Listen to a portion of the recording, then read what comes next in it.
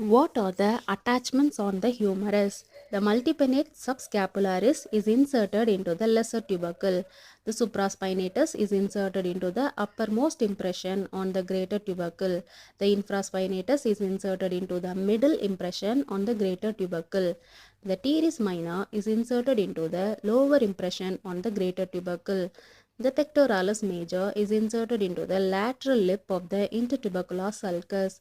The insertion is bilaminar. The latissimus dorsi is inserted into the floor of the intertubercular sulcus.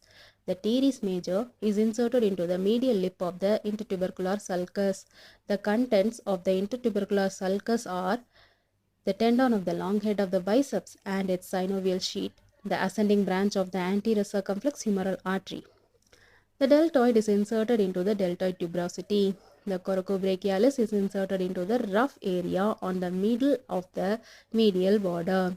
The brachialis arises from the lower half of the anteromedial and anterolateral surfaces of the shaft. Part of the area extends on to the posterior aspect. The brachioradialis arises from the upper two-thirds of the lateral supracondylar ridge. The extensor carpi radialis longus arises from the lower one-third of the lateral supracondylar ridge. The pronator teres, that is the humeral head, arises from the lower one-third of the medial supracondylar ridge. The superficial flexor muscles of the forearm arise by the common origin from the anterior aspect of the medial epicondyle. This is called the common flexor origin. The superficial extensor muscle of the forearm have a common origin from the lateral epicondyle. This is called the common extensor origin.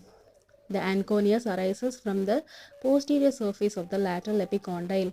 The lateral head of the triceps brachii arises from the oblique ridge on the upper part of the posterior surface above the radial groove, while the medial head arises from the posterior surface below the radial groove. The capsular ligament of the shoulder joint is attached to the anatomical neck except on the medial side, where the line of the attachment dips down by about 2 cm to include a small area of the shaft within the joint cavity. The line is interrupted at the intertubercular sulcus to provide an aperture through which the tendon of the long head of the biceps leaves the joint cavity.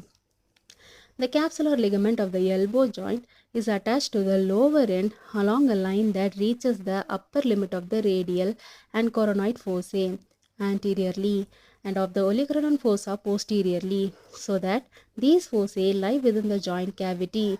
Medially, the line of the attachment passes between the medial epicondyle and the trochlea. On the lateral side, it passes between the lateral epicondyle and the medial capitulum.